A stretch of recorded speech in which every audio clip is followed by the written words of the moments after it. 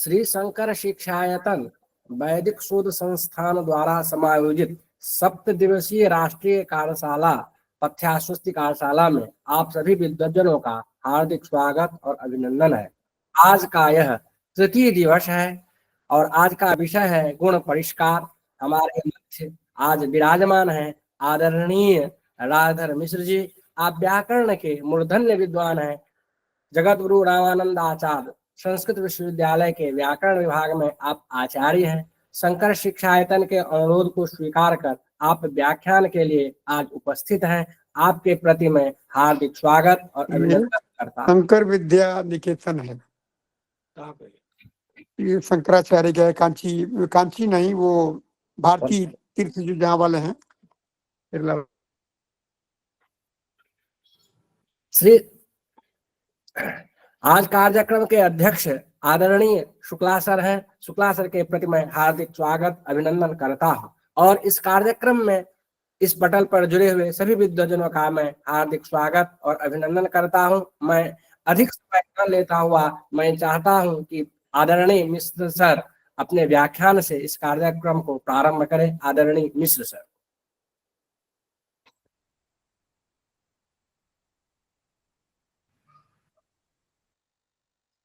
ओम शब्द ब्रह्ममयी चराचरमयी ज्योतिर्मयी वाङ्मयी नित्यानंदमयी परात्परमयी तत्वमयी चिन्मयी तत्वातीतमयी परात्परमयी मायामयी श्रीमयी सर्वैश्वर्यमयी सदाशिवमयी पाहि मां माताम्बिके। सृष्टौ या सर्गरूपा जगदवनविधौ पालनीया च रौद्री संहारे चापि यस्या जगदिदमखिलं क्रीडयन्त्या पराख्या पश्यन्ती मध्यमाथो तदनु भगवती वैखरी वर्णरूपा शास्मद्वाचं प्रसन्ना विधिहरिगिरिशा राधितालङ्करोतु।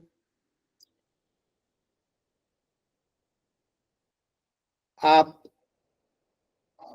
सभी आचार्य के चरणों में मैं अपना प्रणाम समर्पित करता हूं सबसे पहले, और हमारे आज के कार्यक्रम के इस संगोष्ठी के अध्यक्ष आदरणीय शुक्ल जी का बहुत बहुत अभिनंदन।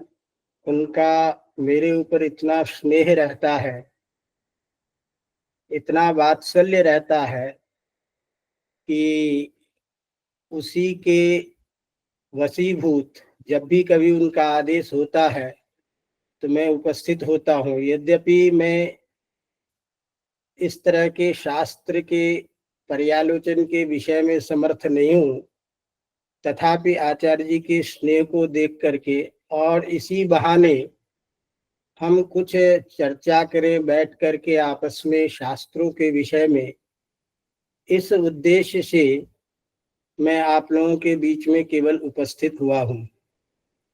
संयोजक जी हमेशा सिद्धता पूर्वक समस्त कार्यों का संचालन करते हैं और इन्हीं के संचालन में प्रायः ये कार्य सब चलता रहता है, तो इनका भी अभिनंदन है। और इस कार्यक्रम में जुड़े हुए अनेक हमारे आचार्य दिखाई दे रहे हैं, सबका एक तंत्रेण स्वागत करके और मैं कुछ विषय को लेकर के कहना प्रारंभ कर रहा हूँ। यह जो पथ्यास्वस्ति आचार्य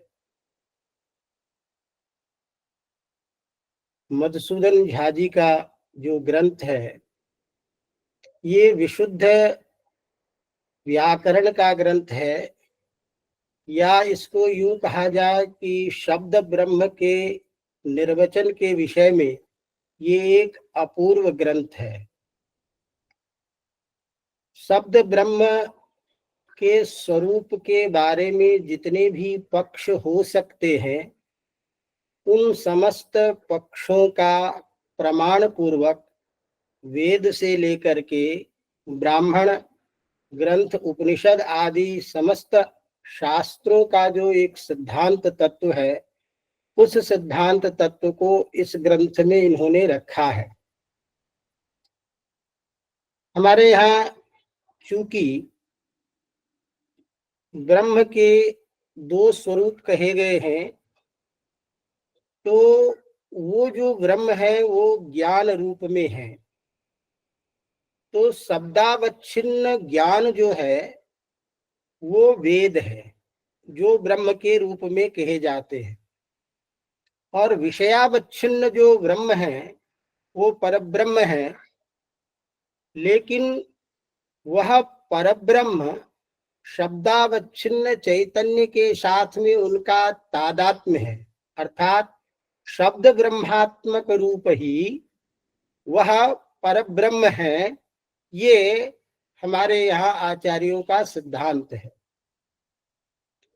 ऐसी स्थिति में हम जब वाक के विषय में चर्चा करते हैं तो वागेव विश्वा भुवनानि यज्ञे वागेव ब्रवीति वागेव निहितं संतनोति इत्यादि विभिन्न शास्त्रों के प्रमाण के आधार पर वाक तत्व को ही समस्त संसार का, प्रपंच का निमित्तोपादान रूप कारण कहा गया है।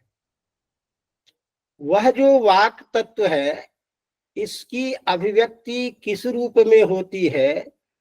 तो जिसके प्रारंभ में इस ग्रंथ का स्वरूप बताते हुए और उसके वर्ण, अक्षर इत्यादि के रूप में वाणी का कैसे भेद स्वरूप निर्वचन होता है, उन सारे पक्षों को यहाँ पर में रखते हैं। तो हम ज्यादा उन विषयों पे नहीं जाएंगे। हमारा जो प्रकृत प्रसंग है जिसकी चर्चा मैंने की, वो इसके एक प्रस्तावना के रूप में ताकि बच्चों को अच्छी तरह से समझ में आ जाए कि ये मूल विषय क्या है।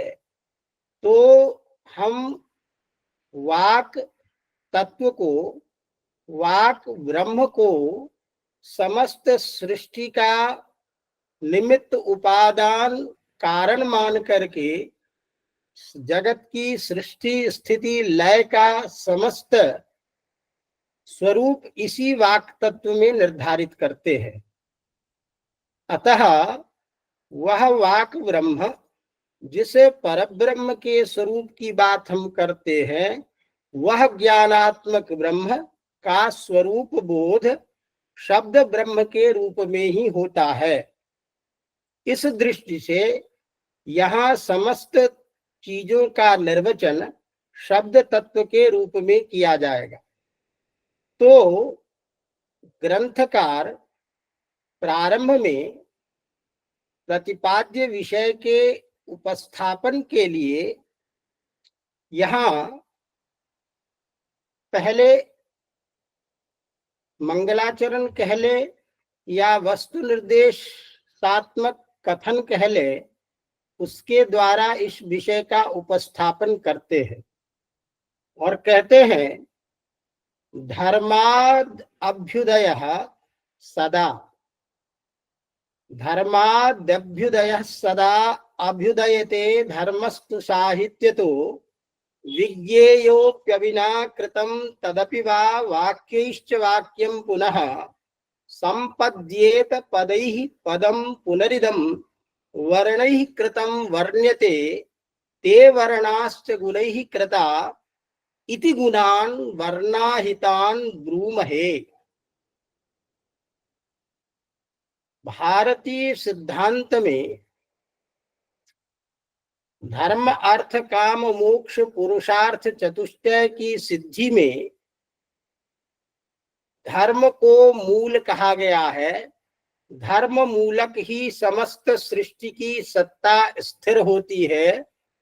इसीलिए परब्रह्म ने सृष्टि के निर्माण के अनंतर इसको व्यवस्थित स्वरूप देने के लिए, इसको नियंत्रित करने के लिए धर्म की स्थापना की और धर्म के द्वारा समस्त चीजों का स्थिरीकरण, नियमन और उसके प्रचलन का बोध कराया। अतः मनुष्य मात्र की विशेष रूप से पुरुषार्थ चतुष्टय रूप जो जीवन का प्रयोजन है उसमें धर्म को मूल कहा। इसीलिए धर्म को प्रधान मान करके कहा जाता है कि यदि धर्मानुकूल आचरण होता है तभी उसकी सत्ता रहती है और वो आपकी प्रतिष्ठापना में सहायक हो सकता है। अतः धर्म ही अभ्युदय का कारण होता है। धर्मात् एव धर्म, अभ्युदय में पंचमी विभक्ति दिया है धर्मात् में कि अभ्युदय का यदि कोई कारण है तो धर्म ही है। इसीलिए यतोभ्युदय निःश्रेयस सिद्धि सधर्मः इत्यादि वचनों के द्वारा धर्म के द्वारा अभ्युदय और निःश्रेयस की सिद्धि की बात की गई है। तस्मात् धर्मः सेव्यः धर्मातिरिक्तम किमपि तथाविधम तत्वम नास्ति, जिसके बिना मनुष्य का अस्तित्व या उसके संसार की सृष्टि स्थिति का नियमन हो सकता है। अतः धर्म प्रधान है। अब वह धर्म जब प्रधान है जिससे हमें अभ्युदय प्राप्त होगा, इस लोक में भी हमारी उन्नति होगी, ऐसी स्थिति में कहा कि इस धर्म का ज्ञान कैसे होगा। धर्म का स्वरूप जो आपने कहा कि जिस धर्म से अभ्युदय होता है उस धर्म का बोध हमें कैसे होगा, तो आगे लिखते हैं धर्मस्तु साहित्य। तो धर्म जो होता है धर्म का बोध होगा साहित्य से। साहित्य शब्द यहाँ साहित्य शास्त्र मात्र का वाचक नहीं है, अपितु समस्त वैदिक वांग्मय से लेकर के श्रुति स्मृति सकल शास्त्र का बोधक है। अतः किं कर्तव्या कर्तव्य स्थिति में आगम प्रमाण के द्वारा शास्त्र प्रमाण को ही प्रधान माना गया है, क्योंकि प्रत्यक्ष की गति वहां नहीं जाती है। प्रत्यक्ष इंद्रिय जन्य ज्ञान है और इंद्रिय समस्त अनित्य है, तो अनित्य इंद्रियों के द्वारा नित्य वस्तु का ज्ञान संभव नहीं है, इसीलिए प्रत्यक्ष की सत्ता नहीं है। प्रत्यक्ष मूलक होने के कारण अनुमान से भी ज्ञान संभव नहीं है। ऐसी स्थिति में हमारे यहाँ शब्द प्रमाण और शब्द प्रमाण का तात्पर्य श्रुति मूलक जो आप्त वाक्य है वही होता है। इसीलिए आगम प्रमाण जो है हमारे यहाँ माना जाता है, और आगम प्रमाण से हमारा तात्पर्य समस्त साहित्य है। इसीलिए साहित्य शब्द यहाँ अपने पूर्ण उस वैदिक वांग्मय के स्वरूप को बोध कराता है, जिसके व्याख्यान में जिस अर्थ को पूरा करने के लिए समस्त अन्य साहित्य उसके उपकारक ग्रंथ है वेदार्थ को जानने के लिए, वो समस्त शास्त्र साहित्य के बोधक है। तो धर्म का ज्ञान जो होगा वो साहित्य से होगा, और वह भी साहित्य का कैसे होगा। अविनाकृतम व्यापकत्वेन समस्तस्य साहित्यस्य स्वरूप ज्ञानम यथा स्यात् तथा एव धर्मस्य ज्ञानम। अविनाकृतम अर्थात न विनाकृतम अर्थात अव्यापकत्वेन ज्ञानम न तथा धर्म बोधकम, अर्थात साहित्य का समग्र अध्ययन जब तक नहीं होगा तब तक शास्त्र का बोध नहीं होगा। ये तो ही कि शास्त्र जो है कहते हैं मुनि वचन विरोधे युक्तता केन चिंत्या, और वेद जो है अनंता वै वेदा, वेद के अनंत अर्थ है। जहां तक लोगों की सामान्य बुद्धि नहीं जाती है, ऋषियों के भी तत्तद अनुभूत ज्ञान अलग अलग होते हैं।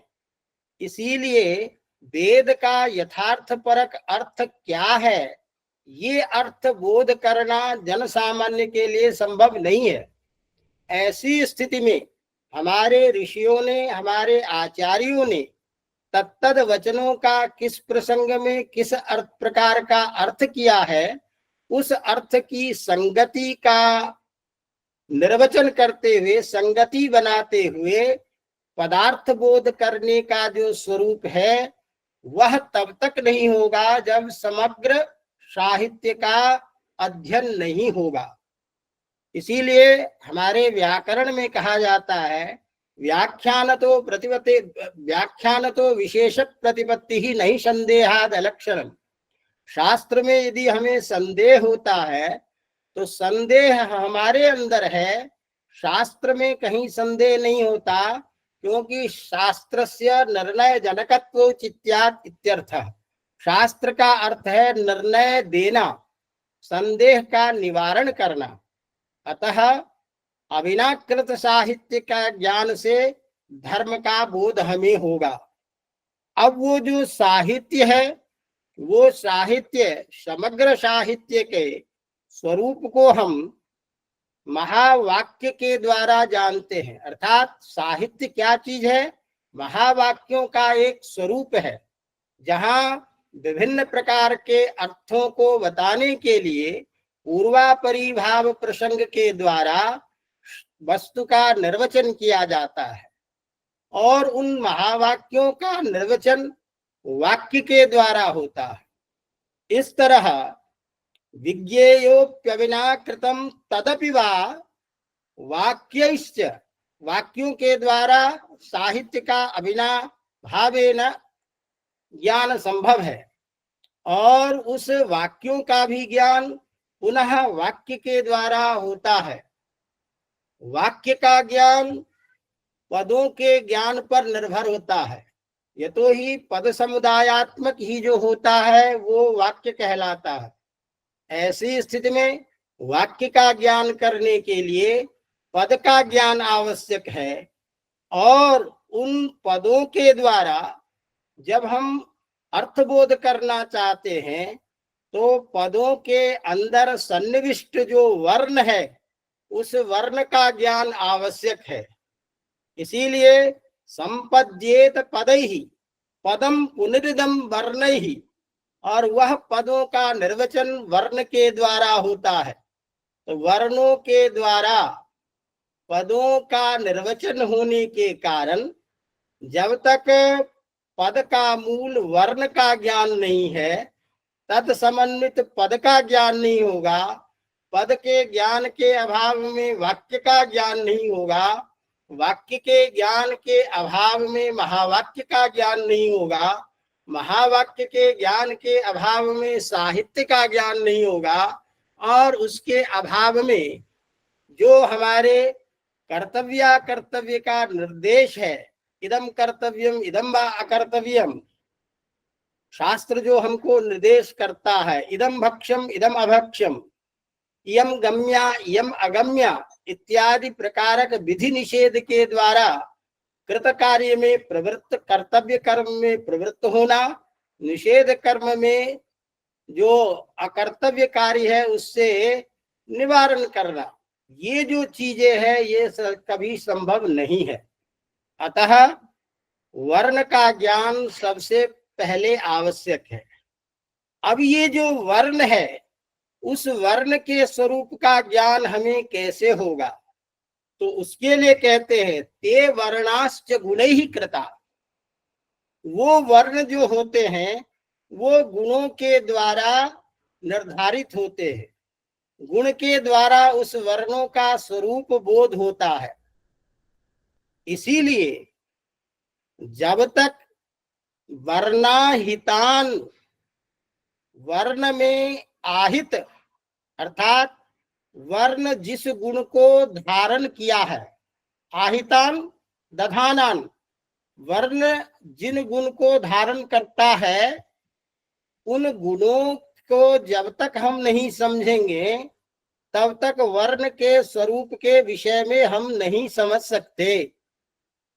एतावता उस वर्ण के स्वरूप को जानने के लिए वर्ण के अंदर जो न्यस्त छिपे हुए जो गुण हैं उन गुणों को जानना आवश्यक है। अतः तान वर्णाहितान गुणान ब्रूमहे। इसीलिए हमारे आचार्य जी कह रहे हैं कि उन वर्णों के ज्ञान के लिए वर्णों के अंदर अर्थात वर्ण जिन गुणों को धारण करता है उन गुणों की हम यहाँ चर्चा करने जा रहे हैं। अवगतम। तो एतावता इस धर्म शब्द के द्वारा प्रारंभ करने से इस कथानक का मंगलाचरण भी होगा, मुख्य प्रयोजन की सिद्धि भी होगी और हमारे जो प्रतिपाद्य विषय है उसका उपस्थापन भी करने जा रहे हैं। अब यहाँ थोड़ा सा हमें एक चीज पहले कुछ समझ लेना चाहिए जिससे विषय का स्वरूप बोध हमें हो। मैं थोड़ा सा एक चीज मैं निवेदन करना चाहूंगा कि मुझे कहा गया था कि पंक्तिशः पाठ चलेगा और 28 पेज हैं। 28 पेज का पाठ भी सीधा हो जाए तो 50 नहीं है। आप अपने ढंग से आराम से बोलिए, कोई पंक्तिशः करने की जरूरत नहीं है ना। हालांकि मैं संभव कोशिश नहीं करता होगा कि पूरी पंक्ति हाँ। तो लेकिन तात में मेरा उद्देश्य ये रहेगा कि संपूर्ण पाठ्यक्रम आ जाए। जी जी सर, जी सर। तो इसमें अब ये बात आई कि हम वर्णों के गुणों की बारे में चर्चा करने जा रहे हैं। तो ऐसी स्थिति में गुण शब्द वाच्य यहाँ क्या है, गुण शब्द से हम किसको लेते हैं। तो ध्यान रखा जाए कि समस्त शास्त्रों में अपने अपने पारिभाषिक शब्दों का निर्वचन होता है और उन पारिभाषिक शब्दों के आधार पर ही शास्त्र का अर्थ होता है। उदाहरण के तौर पर जैसे मान लीजिए गुण शब्द ही है और हम गुण शब्द के द्वारा लोक में जो प्रचलित अर्थ है अर्थात शास्त्र विहित जो अच्छाई है उसको हम गुण कहते हैं। लेकिन उस अच्छाई से व्याकरण शास्त्र में गुण का काम नहीं चलेगा। तो हमको कहना पड़ेगा कि व्याकरण में अकार एकार ओकार इन 3 अक्षरों में गुण शब्द व्यवहृत है। अतः गुण पदवाच्य अकार है, एकार है, ओकार है। साहित्य में हम माधुर्य ओज इत्यादि के रूप में, प्रसाद आदि के रूप में, दर्शन में सत्वगुण रजोगुण तमोगुण के रूप में। तो तत्त ग्रंथों में सभी शब्द पारिभाषिक होते हैं और उस पारिभाषिक अर्थ के द्वारा ही इसका अर्थबोध होता है। अब यहाँ यदि हम गुण की बात करते हैं तो प्रकृत प्रसंग में गुण क्या लिया जाएगा। तो ध्यान दिया जाए यहाँ गुण शब्द धर्म परक है।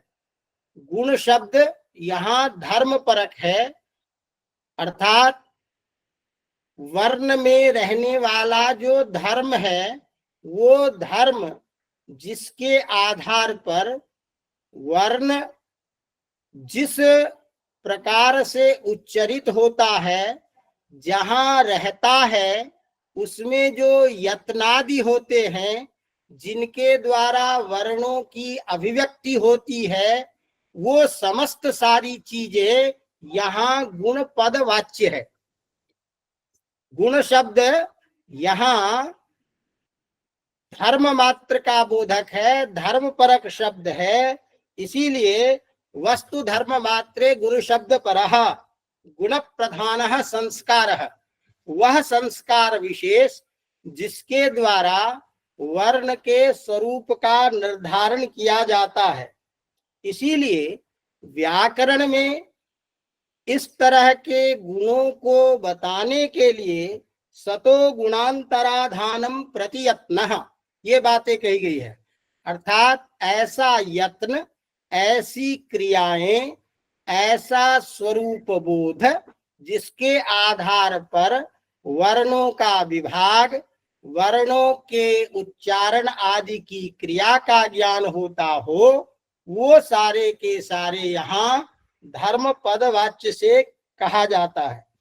इसीलिए जब हम सिद्धांत कौमुदी इत्यादि ग्रंथ देखते हैं तो उसमें लिखा होता है विवारादिषु बाह्य प्रयत्नेषु वर्णाभिव्यक्त्यंतर भाविनस्तु आंतरतम्य परीक्षोपयुक्ता कंठ विवर विकासादेः आस्य बहिर्भागावच्छिन्नस्य कार्यस्य जनकाः यत्नाः गुणशब्देन उच्यन्ते। अर्थात वर्णों के उच्चारण स्थान में होने वाले यत्न, वो यत्नों का आभ्यंतर बाह्य इत्यादि के द्वारा उसका उच्चारण में गति यति के द्वारा यत्न का होना, ये सारे के सारे यहाँ गुण शब्द के द्वारा बोध होते हैं। इस तरह वर्णों के अर्थात वाणी के जो स्थान हैं जहाँ वर्ण अभिव्यक्त होता है, या जो जो वर्ण का आधार है, जहाँ वर्ण का अस्तित्व होता है, वो सारे के सारे यहाँ गुण पद है। अब गुण पद जब इस धर्म मात्र का बोधक हो जाएगा, तो जिस वाक ब्रह्म के द्वारा जगत की सृष्टि होती है, वह निमित्त कारण रूप ज्ञान, जो निरंजन, जो अधर्मिक धर्म से भिन्न परब्रह्म के रूप में है, वह भी इस वाक तत्व से लिया जाएगा। और वह वाक जो स्वयं को अपने विभिन्न रूपों में आविर्भूत करता है, नाम रूपात्मक जगत की सृष्टि में प्रविष्ट होता है, वो भी यहाँ धर्म पद से लिए जाएंगे। एतावता यह धर्म पद यहाँ गुण शब्द के द्वारा बोध कराया जाता है। अब जब ये स्थिति हो गई, तो यह जो वाक तत्व है, इसके बारे में मूल इसी आधार पर चार इनके स्वरूप कहे गए हैं। ये सिद्धांत वाक्य है, और उस सिद्धांत वाक्य को वाक्य के भेद के बारे में कहते हैं कि ये जो वाक है, येयं वाक वदति सा चतुर्धा विज्ञायते। ये चार प्रकार से जाने जाते हैं, चार प्रकार के इनके स्वरूप है। अब वह चार प्रकार में, अर्थात चार प्रकार के गुण धर्म होने के कारण इनके चार प्रकार माने गए हैं। कहते हैं तथा च श्रूयते चत्वारि वाक् परिमिता पदानि तानि विदुर्ब्राह्मणा ये मनीषिणः गुहात्रीनि निहिता नेङ्गयन्ति तुरीयं वाचो मनुष्या वदन्ति इति। अब यहाँ थोड़ा सा ये ध्यान रखा जाए कि यह मूल वाक्य है, मूल श्रुति है वाणी के चार प्रकार के भेदों का।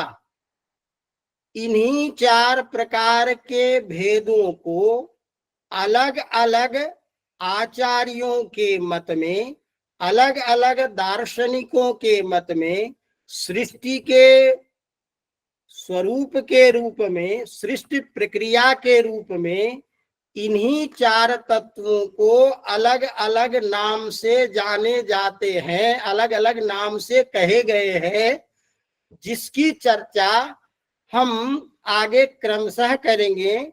जहां इसका आध्यात्मिक रूप में चार भेद कौन सा है, वेद के ज्ञान के रूप में चार भेद क्या नाम दिए गए हैं, और तत्तद रूपों में सृष्टि प्रक्रिया में इनके चार चार स्वरूप क्या हैं और उनके स्थान क्या क्या हैं, इस सारी चीजों की चर्चा यहाँ से प्रारंभ होगी।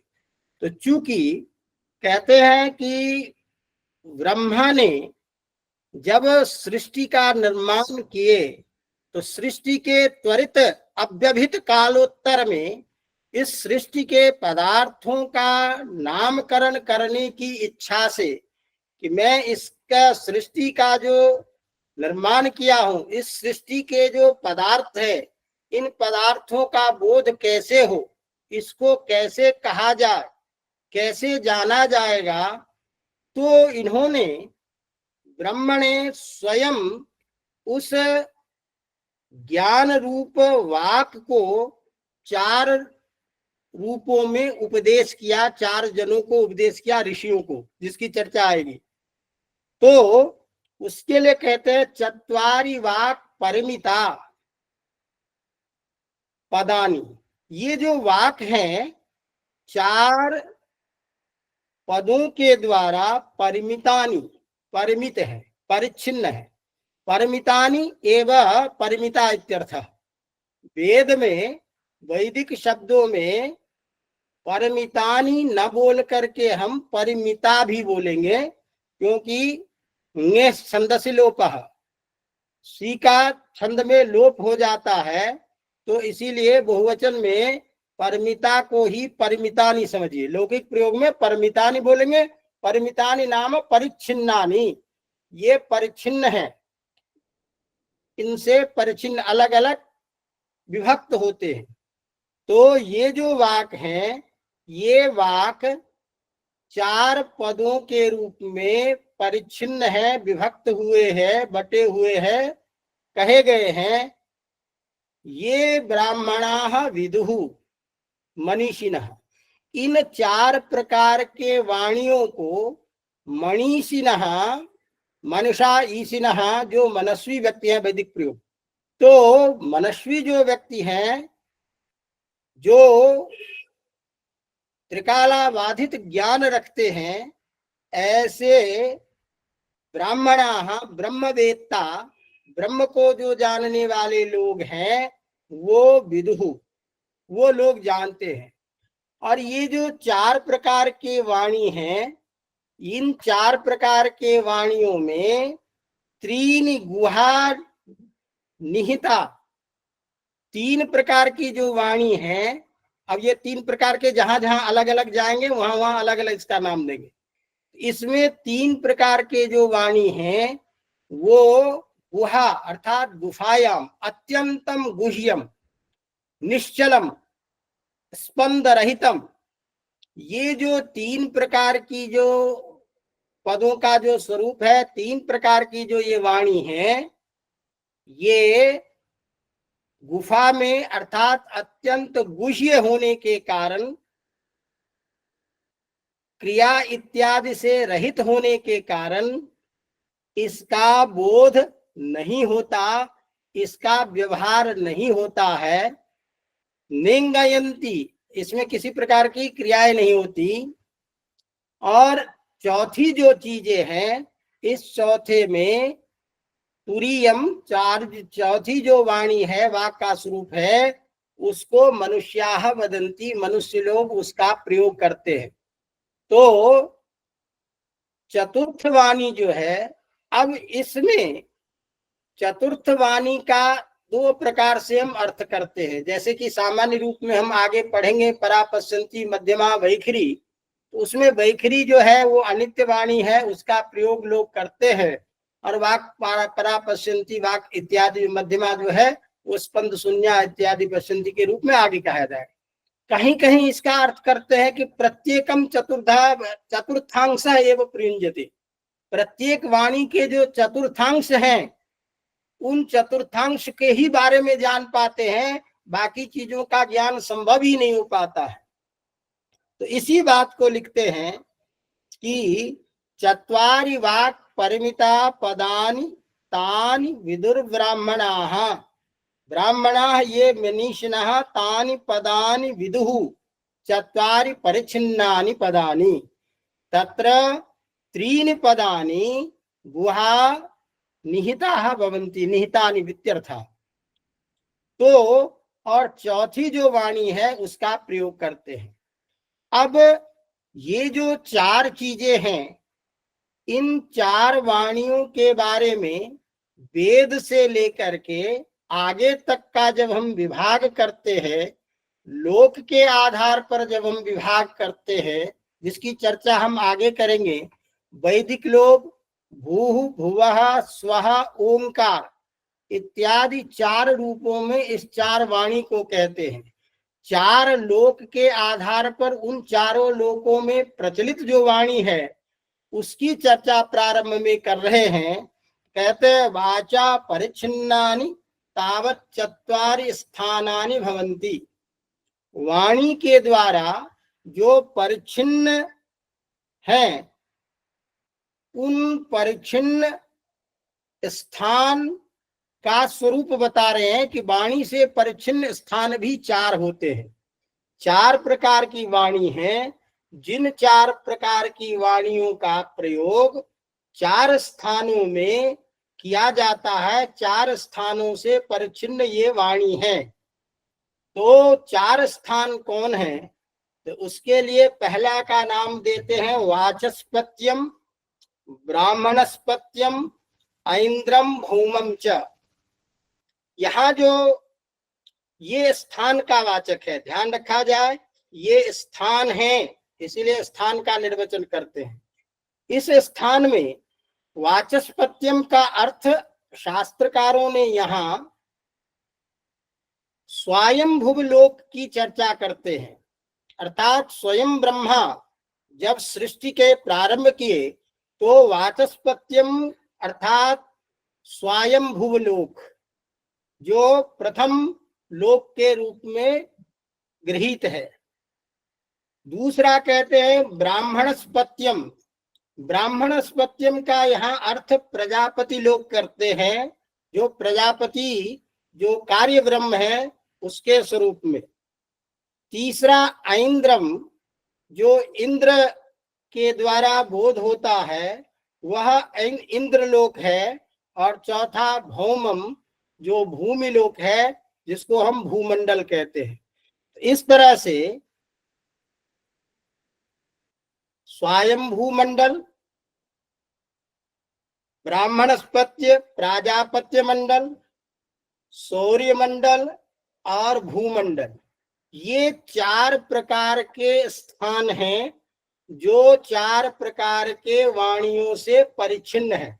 एतावता स्थान धर्मक होने के कारण ये वर्ण के गुण कहे जाते हैं। और जब ये 4 प्रकार के स्थान से युक्त हैं तो चारों प्रकार के स्थान पर रहने वाले जो या उससे परिच्छिन्न जो वाणी है, उस स्थान भेद के कारण इसके नाम भी 4 प्रकार के कहे गए हैं, जिसके लिए कहते हैं कि स्थान भेदात वाचस चतुर्विधा उपपद्यन्ते। स्थान भेद के कारण इन वाणियों के 4 रूप में इसकी उपपत्ति, 4 रूपों में इसका उपादान कारण है। उपपत्ति शब्द का यहाँ उपादान, उपादान तावत इन 4 लोकों में ये 4 प्रकार के वाणी अपने स्वरूप में आविर्भूत होते हैं इत्यर्थ है। तो वो कौन कौन सी हैं? तो उसके लिए कहते हैं बेकुरा। पहले का नाम है बेकुरा। ये बेकुरा जो है ये वेद विद्या के लिए, ब्रह्म विद्या के लिए शब्द प्रयुक्त होता है। पंचविंश ब्राह्मण में इसका उल्लेख आता है। ये वेकुरा वाक जो है साक्षात ब्रह्म की जो प्रथम ज्ञान रूपा जो वाक है वो वेकुरा वाक कहा जाता है। दूसरे के लिए कहते हैं सुब्रह्मण्य। सुब्रह्मण्य का मतलब है ब्रह्मणे हितम इति ब्रह्मण्य, अर्थात जो प्रजापति लोक की जो चर्चा है, जिसको हम कहीं कहीं इस अर्थ में भी हमने देखा कि जिसको समुद्र या जलधारा के रूप में, जल के प्रपंच के रूप में भी इसको कहा गया है। बाकी ये प्रजापति लोक के वाचक हैं। इसी तरह से तृतीय जो वर्ण है जिसको हम कहते हैं गौरवीता। गौरवीता जो है ये गोह कहते हैं किरण को भी। तो सूर्यादि किरण के द्वारा जो वाणी का अभिव्यक्त रूप होता है, जो वाणी के उपादान कारण में है सौर्य मंडल में, उस वाणी को गौरवीता कहते हैं। और चंद्रमंडल इत्यादि के द्वारा भूमंडल पर जो प्रचलित जो वाक है, जिससे व्यवहार चलता है संसार का, उसको आम्भृणी वाक कहते हैं। ये अम्भृण ऋषि जो है, अम्भृण ऋषि उनकी कन्या है, जो साक्षात वाग देवी के स्वरूप में उनको स्वरूप प्राप्त था। इसीलिए आम्भृणी देवी वाक जो है ये, जिसके लिए देवी सूक्त इत्यादि में बहुत प्रसिद्ध है। अहमादित्ये रुद्रम विश्वदेवैः इत्यादि। अहम अश्विना भूम सोमम तस्तारम पूष्णम ददामि हम मृगम ददामि इत्यादि। तो अहमेव दुष्टम उदारम इत्यादि करके, अर्थात समस्त सृष्टि के लय प्रपंच का कारण मैं ही हूँ, सब में मैं ही व्याप्त रहती हूँ। इस तरह से लोक की सृष्टि की ये जो उपादान और निमित्त होकर के रहने वाली जो वाक है उसको हम आम्रणी वाक कहते हैं। उसी बात को यहाँ लिखते हैं आगे, स्वायंभुव मंडले परमाकाशे वेकुराकाश। परम आकाश का मतलब यह है वह ब्रह्मलोक। तो वह जो परम आकाश है जिसमें रहने वाली जो वाक तत्व है वो वेकुरा वाक कहलाती है। और पारमेष्ठ मंडले महासमुद्रे सुब्रह्मण्या वाक, सौर मंडले महाब्रह्मांडे गौरवीता वाक, पार्थिव मंडले भौमांडे चांद्र मंडलोपेते सोममयी, ये सोममयी वाक है, इसीलिए इसको अमृत वाक भी कहा जाता है। इसी तरह से हम ऊपर से जब नाम करते हैं तो सत्या वाक भी होता है, वेद वाक भी होता है, और इस तरह से अमृता वाक, दिव्या वाक इत्यादि का विभाग भी आगे किया जाएगा। एतता एता वाचः तत्तल्लोक स्थितानां सर्वेषां भावानां उपादान भूता इष्यन्ते। यही जो वाणी के जो चार चीजें, चार विभाग है, चार स्थानों में रहने वाली जो चार हैं, वही सबके उपादान भूत हैं। अर्थात इन्हीं यही वाणी अपने स्वरूप में अव्यक्त होता है। उपादान कारण मिट्टी का ही स्वरूप घट रूप में जैसे है, वही वाणी अपने स्वरूप को अभिव्यक्त करती है, इति तात्पर्य।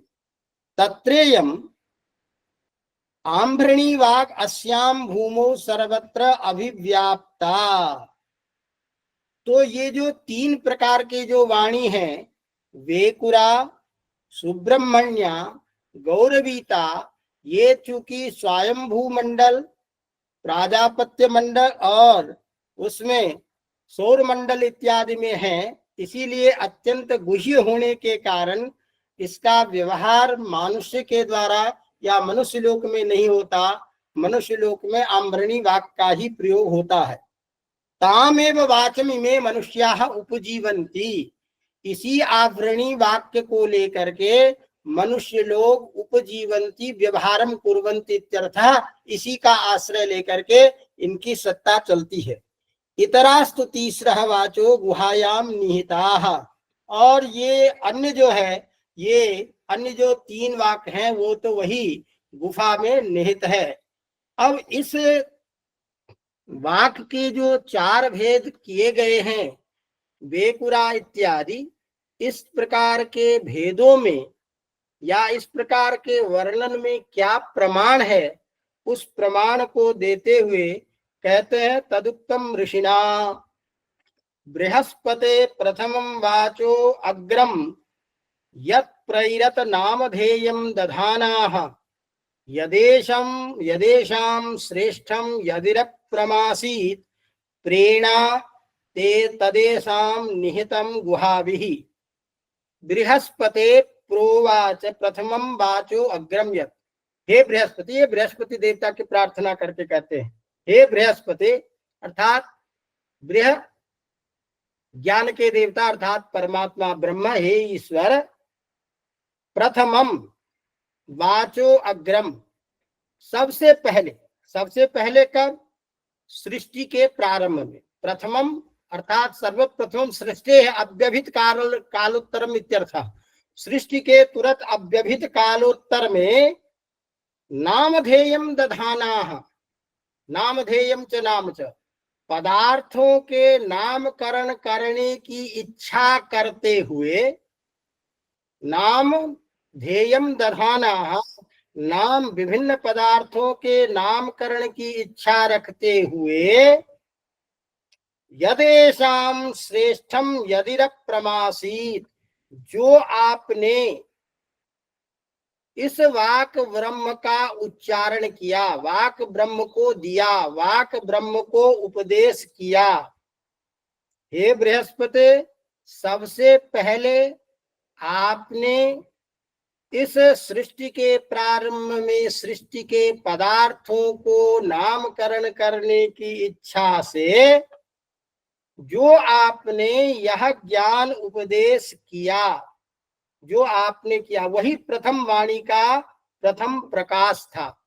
जो कैसा था, किसको दिया? श्रेष्ठ को, जो अत्यंत श्रेष्ठ थे, जो प्रमा से अप्रमासित, जो किसी भी प्रकार से पाप से रहित थे। तो ऐसे निर्दुष्ट शुद्ध उन श्रेष्ठ व्यक्तियों, श्रेष्ठ को आपने इस प्रकार के प्रथम ज्ञान का उपदेश किया। तो इसके लिए कहा न, ये बातें आती है कि पहले ब्रह्मा ने इन 4 ऋषियों को इन 4 प्रकार के वाणी का उपदेश किया, क्योंकि वह यथार्थ तत्व को जानने वाले थे, निर्दुष्ट थे, संकल्प विकल्पादि से रहित होने के कारण उनको ये ज्ञान किया। एक तो ये भी अर्थ करते हैं, एक ये भी अर्थ करते हैं जो निर्दुष्ट ज्ञान है, जिसमें किसी भी प्रकार का कोई संदेह नहीं है, ऐसा जो श्रेष्ठ ज्ञान है उस ज्ञान को आपने दिया। और वही दिया हुआ ज्ञान उन 4 को, ऋषियों को दिया गया जो ज्ञान है वो एशाम आगे उत्तर काल में ऋषियों को, आगे उन ऋषियों के द्वारा हम सबको प्राप्त हुआ। तो इस तरह से तात्पर्य ये निकला कि ब्रह्मा ने सृष्टि के प्रारंभ में जिन पदार्थों की नामकरण की इच्छा से 4 ऋषियों को वाक रूपी ज्ञान, अर्थात तो शब्दावत छिन्न जो वेद है उसको कह लीजिए, ज्ञानात्मक ब्रह्म वेद का ज्ञान दिया, उनमें वह ईश्वर के समस्त स्वरूप को धारण करने के कारण, वह निर्दुष्ट होने के कारण अपने ज्ञान को प्राणियों की हित की कामना से समस्त प्राणियों को प्रेरित किया, देने के लिए किया। इस प्रकार यह ज्ञान, वह प्रथम कालिक ज्ञान ब्रह्म के द्वारा प्राप्त ऋषियों से के द्वारा परंपरा से अन्य आचार्यों तक आते हुए समस्त को उस वाक स्वरूप का ज्ञान हुआ। इसी बात को कहते हैं बृहस्पते प्रथमं वाचो अग्रम यत् प्रैरत नामधेयं दधानाः यदेषां श्रेष्ठं यद प्रमाशीत। तो प्रमा कहते हैं माप को, अर्थात परमात्मक ज्ञान, तद एतेषाम निहतम, उसमें से ये जो 3 जो है वह जो निहतम गुहाभि, जो उनके हृदय के गुफा के अंदर में व्याप्त था, वह ज्ञान ही आगे के ऋषियों को प्राप्त हुआ। अब इसमें कहते हैं कि ये जो 3 है, ऋक् शाम यजुरात्मिका वैदिकी ही इयं वाक्, ये जो वाणी है ये ऋक्, साम और यजुर के रूप में, वेदत्रयी के रूप में 3 वाक है। जो प्रथम ज्ञान दिया गया, यह ज्ञान ऋग्वेद के रूप में, ऋग्वाणी के रूप में, साम और यजु के वेद में। सर्वेषाम आविरेव सती गुहायाम निहिता न सम्यक्तया परिज्ञायते। और ये जो ज्ञान है, चूंकि ये अत्यंत गुह्य होने के कारण वह अन्य के द्वारा सामान्य रूप से जाना जाने योग्य नहीं है। ताह एताश्चतस्रो वाचो ब्रह्म विज्ञाने सुविधम व्याख्याता द्रष्टव्याः। ये जो 4 प्रकार की जो वाणी है, जिसके बारे में मधुसूदन ओझा जी कहते हैं, इसका हमने और से विस्तार पूर्वक व्याख्यान जो है वो हम अपने ब्रह्म विज्ञान के जो ग्रंथ है उस ग्रंथ में हमने इसका विस्तार पूर्वक ज्ञान किया है। तो इस तरह से 4 वाक् परमिता पदानि तानि विदुर्ब्राह्मणा ये मनीषिणः गुहात्रीनि निहिता निंगयन्ति तुरीयं वाचो मनुष्या वदन्ति। इस प्रकार के इस 4 परिच्छिन्न वाणी का एक अर्थ इस रूप में किया जाता है, वैदिक ज्ञान के रूप में। अब कहते हैं अपि चान्यथा ब्रूमः, इसी मंत्र की व्याख्या करते हुए अब सृष्टि के उपादान कारण में, क्योंकि मैंने इसीलिए प्रारंभ में कहा कि समस्त सृष्टि वाक रूपा ही है, इसीलिए इसी मंत्र के व्याख्या के समय आचार्यों ने इसके रूप में अलग अलग बोध करते हैं। तो कहते हैं अपिच अन्यथा ब्रूमः, इसी को दूसरे रूप में इस मंत्र का अर्थ करते हुए कहते हैं वाजस्य ही प्रसवो वाग यम श्रूयते। ये जो वाणी है, ये वाणी वाजस्य प्रसवः, वाज कहते अन्न को, अर्थात अन्नम वै प्राणाः इत्यादि के रूप में अन्नात्मक जो प्राण है वह भी वाक तत्व ही है, और इस अन्न से ही समस्त सृष्टि की प्रजा की स्थिति बनती है। तो उसके लिए अब इसकी व्याख्या करते हैं वाजस्य ही प्रश्मो वागियम श्रूयते यथोयम यथोक्तम मैत्रायणी श्रुतौ वाग्धी वाजस्य प्रसवः। वाग्धी माने ही माने निश्चयेन, ही निश्चयेन इयं वाक् वाजस्य प्रसवः अर्थात अन्नोद्भवा इत्यर्थः, अन्न से उत्पन्न है अर्थात अन्नात्मक यह वाणी है। सा वै वाक् सृष्टा, यही वाणी उत्पन्न होकर के 4 रूपों में विभक्त हुई, जिसमें एषु लोकेषु त्रीणि तुरीयानि पशुषु तुरीयम, या पृथिव्यां सा अग्नौ सा रथंतरे, या अंतरिक्षे सा वाते सा वामदेव्ये, या दिवी सा बृहस्पति सा स्तनयित्नौ अथ पशु इत्यादि।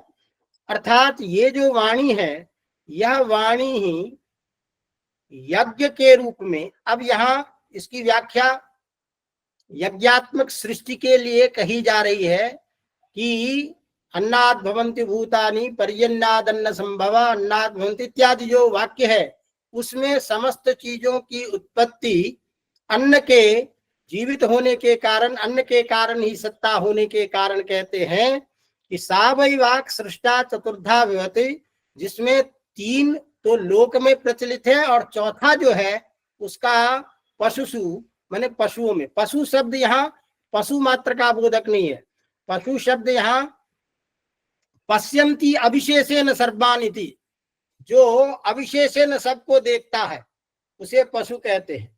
उसको कहते हैं या पृथिव्याम, जो इसमें पृथ्वी में है, सा अग्नौ, वही अग्नि में भी है और वही रथंतर में भी है, जो अंतरिक्ष में है वही हवा के रूप में है, वही वामदेव्य सामवेदित, या दिवी सा बृहति सा स्तनयित्नुर, स्तन तो मेघादि, स्तनयित्नुर बलाहक आदि। तो ये जो चारों की चारों चीज है, अर्थात अग्नि में जो वाणी है, मेघ में जो आवाज है, पृथ्वी में जो आवाज है, ये समस्त वाक रूप सृष्टि के दूसरे रूप में इन सारी चीजों में बताए। और कहते हैं पशु में जो है वह चतुर्थ वाणी, जिसको अव्यक्त रूप में हम कहते हैं, वह तुरीय वाणी के रूप में ततो या वाग अत्रिच्यते ताम ब्राह्मणे नदधु तस्मात् ब्राह्मण वयीं वाचं वदति यस्य वेद यस्य न। इसीलिए जो ब्राह्मण लोग हैं, यज्ञकर्ता आदि हैं, ये दोनों प्रकार के वाणी को अर्थात रथंतर और पृथ्वी, इन दोनों में रहने वाली जो वाणी है यज्ञात्मक, उसको जानते हैं। और या बृहद रथंत्रो यज्ञादीनम वाजम तया गच्छति, या पशुषु तया ऋते यज्ञम, और यह जो पशु अर्थात अविशेषेण सर्वान् पश्यति, तो यज्ञात्मक जो कार्य है उसमें भी इसी वाणी का प्रयोग होता है। इसी बात को प्रमाण के रूप में कहते हैं वाजस्येयं प्रसवः सुसूवे अग्रे सोमं राजानं ओषधि स्वप्सु सविराजं पर्येतु प्रजानां प्रजां पुष्टिं वर्धमानो अस्मै वाजस्येमां प्रसवः शिश्रिये दिवं स ओषधयो समनक्तु घृतेन वाजस्येदं प्रसव आबुवे विद्या विश्वाभुवनानि सर्वतः, अर्थात विश्वाभुवनानि सर्वतः, इस समस्त विश्व में, समस्त लोक में जो व्याप्त सारी चीजें हैं, औषधियां हैं, अन्न है, लता गुल्मादि हैं, इन समस्त चीजों में जिससे प्रजा की सृष्टि, जिसे औषधियों की पुष्टि, जो क्रमिक राजानम औषधीषु सविराजम पर्येतु प्रजानन, ये प्रजाओं को उत्पन्न करने में, प्रजा की पुष्टि करने में, प्रजा को बढ़ाने में, यह समनक्तु घृतेन, घृतादि के द्वारा सिक्त होकर के अर्थात परिपुष्ट होता हुआ ये समस्त वाक स्वरूप जो है वो हमें प्राप्त होवे।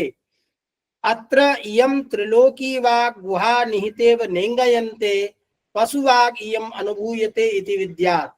इसीलिए ये जो त्रिलोकी वाक है, इन तीन वाक का प्रयोग क्योंकि गुहायाम निहितानि भवन्ति, तो चौथी जो वाक है वह अविशेषेण लोक यज्ञादि में इसका प्रयोग करते हैं, इसका उसको जानते इत्यर्थ।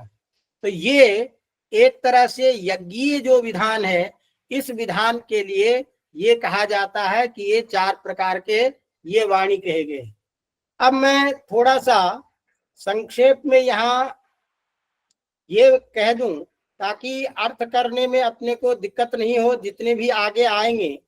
ये जो ध्यान रखिए कि चार प्रकार की जो वाणी है जिसका वर्णन हमने किया है, उस वर्णन में कहते हैं कि ओंकार, भू, भुवः, स्वः, ये चार लोग वैदिक जो वांग्मय है वाणी के स्वरूप उसके रूप में मानते हैं। चार नाम, आख्यात, उपसर्ग, निपात के रूप में वैयाकरण मानते हैं। इसी तरह से ऋग्वेद, सामवेद, यजुर्वेद ये तीन और अथर्ववेद जो व्यवहार की भाषा है, ये वाणी के चार रूप हैं। इसी तरह से सर्प, वाक, पक्षी, क्षुद्र छोटे छोटे जो जीव जंतु हैं, सरीसृप इत्यादि, इन सब में रहने वाले जो वाक हैं, और व्यवहार मनुष्य की भाषा, ये चार इसको ऐतिहासिक लोग मानते हैं। इस तरह से ये वाक अनेक रूपों में विभक्त होता है अनेक आचार्यों के द्वारा, और यही अध्यात्म की दृष्टि से जब हम इसकी चर्चा करते हैं तो ये परा, पश्यन्ति, मध्यमा इत्यादि के रूप में। तो अभी तक यज्ञ वेद के ज्ञान के बाद यज्ञी स्वरूप में जो वाक का निर्धारण है उसके स्वरूप को बता रहे हैं। अब आगे कहते हैं अपिच अन्यथा ब्रूमः, इसका वर्णन, इन चार प्रकार के वाणियों का वर्णन दूसरे रूप में भी किया जाता है। वो क्या चीज है? तो कहते हैं अमृता, दिव्या, वायव्या, ऐन्द्री च सा चतुर्धा वाक। यही वाणी जो है दूसरे जगह चार नामों से व्यवहृत होती है, और वो चार नाम क्या है? अमृता वाक, दिव्या वाक, वायव्या वाक और ऐन्द्री वाक। जो ध्यान रखिए, वही वाक वेद में लोक के आधार पर वेकुरा, सुब्रह्मण्या, गौरीवीता और आम्भृणी, वही वाक चार रूप में जो पृथ्वी में, अग्नि में, यज्ञ में, अंतरिक्ष इत्यादि में, ये चार वाक यज्ञ विधि में, वही वाक अमृता, दिव्या, ऐन्द्री के रूप में चार प्रकार की। तो यह जो अमृता वाक है वो कौन से हैं? इसके लिए कहते हैं अब ये प्रजा की सृष्टि का मतलब जीव का प्राणदायक तत्व से, अर्थात उसी वाक तत्व के द्वारा प्राणियों का आविर्भाव, उसकी स्थिति बनती है, उसको बता रहे। मनः प्राण गर्भिता सत्या वाग अमृता, जो मन और प्राण से गर्भित है, गर्भ में गर्भणाति, अर्थात मन प्राण से संयुक्त जो सत्य वाणी है, जिसमें मन और प्राण के संयोग से उत्पन्न जो संकल्प है, जो सत्य वाक है, उसको अमृता वाक कहते हैं। वेदा ही ऋक साम यजुषी अमृता वाक, और वेद में ऋक साम यजुष में जो वाक है वो अमृत वाक है, वही जो मनः अर्थात ब्रह्म के मनः प्राणभूत संचार से निकली हुई जो वेदमयी वाणी है। ततः सर्वम इदम प्रजायते, उसी वाक से समस्त सृष्टि की उत्पत्ति होती है। तत्र प्रतिष्ठति, उसी वाणी में सबका आधार स्थित होता है, अर्थात सभी की सत्ता उसी में रहती है। तत्र संतिष्ठते, उसी में उसका संचरण भी होता है। सेयम वाग आकाशो नाम, और यही वाक जो है जिसको हम कहते हैं जो शून्य रूप में है, जिसका शब्द गुणक आकाश के रूप में व्यवहार होता है। ये जो वाक है इसके ब्रह्म के लिए कहा कि इसका ब्रह्म है अग्नि, अग्नि ही इसकी उपनिषद है, इसीलिए इसे हम आग्नेयी वाक भी कहते हैं। अब इस आग्नेयी वाक के इस प्रकार के भेद के निर्वचन में क्या शास्त्र का प्रमाण है, उसको उसके लिए कहते हैं गौरीर्मिमाय सलिलानि तक्षति एकपदी द्विपदी सा चतुष्पदी अष्टापदी नवपदी बभूवुषी सहस्राक्षरा परमे व्योमन। क्या चल रही थी कि ये जो वाणी है जिसके लिए कहते हैं कि ये अग्नि ही इनका स्वरूप है, ब्रह्म है, अग्नि उपनिषद है, इसीलिए इसे आग्नेयी कहते हैं। इस वाणी के वाक तत्व के बारे में प्रमाण उपस्थापित करते हुए कहते हैं गौरीर्मिमाय सलिलानि तक्षति एकपदी द्विपदी सा चतुष्पदी अष्टापदी नवपदी बभूवुषी सहस्राक्षरा परमे व्योमन। ये क्या है? गौरी है। गौरी क्या कहते हैं? गरणशीला इत्यर्थ, अर्थात गृह निगलने, समस्त ज्ञान का जो आधार है, तस्मात् गौरी है ये। तो ये शब्द ब्रह्मात्मिका वाक को गौरी कहते हैं। और कहते हैं मिमाय, तो यहाँ मिमिति इति प्रतिष्ठार्थे धातु, प्रतिष्ठा अर्थ में, अर्थात उसको स्थापित करने वाली। तो समस्त ज्ञान को स्थापित करने वाली, किसको स्थापित करेंगे? तो घटपटादि जितने भी द्रव्य हैं, जितने भी पदार्थ हैं, उस पदार्थों को अस्तित्व में लाने वाली, उस पदार्थों को बोध कराने वाली, अर्थात तत्तद पदार्थों के वाचक के रूप में उसको प्रत्यय मैंने बोध कराने वाली। ये कैसी है? तो प्रथम तो एक पदी है। एक पदी का मतलब अव्याकृत है, इसमें किसी भी प्रकार का भेद नहीं है, वो केवल ज्ञान मात्र है, वाणी मात्र है, इसीलिए अव्याकृता एक पदी वर्तते। तो अव्याकृत होकर के ही ये प्रतिष्ठित होती है, और यही अव्याकृत रूप अनेक रूपों में आगे अपने को अभिव्यक्त करते हैं। जैसा कि हम देवी सूक्त इत्यादि में कहते हैं एक एव तस्मादुच्यते एका, एक एव विश्वरूपणी तस्मादुच्यते नैका, अतएवोच्यते अज्ञेया अनंता लक्षादेका नैकेस्येति। इसीलिए इसको हम अजा भी बोलते हैं, अनेक भी बोलते हैं, एक भी बोलते हैं। तो यही जो एक पदी वाक्य है अव्याकृत वाणी, अव्याकृत रूप में ब्रह्म का, यही अव्याकृत होते हुए भी एक रूप में स्थित रहती हुई भी यह नाम रूप में समस्त पदार्थों में स्वयं को आविर्भूत करती है। और उस स्वयं पदार्थों को बोध कराएंगी तो कैसे कराएंगी? द्विपदी होकर के। द्विपदी का मतलब है दो भागों में बट करके। वो दो भाग क्या है? सुप्तिंग भेदेन, दो पद रूप में विभक्त होकर के। फिर चतुष्पदी, चार रूपों में फिर विभक्त होंगी, नाम आख्यात उपसर्ग और निपात।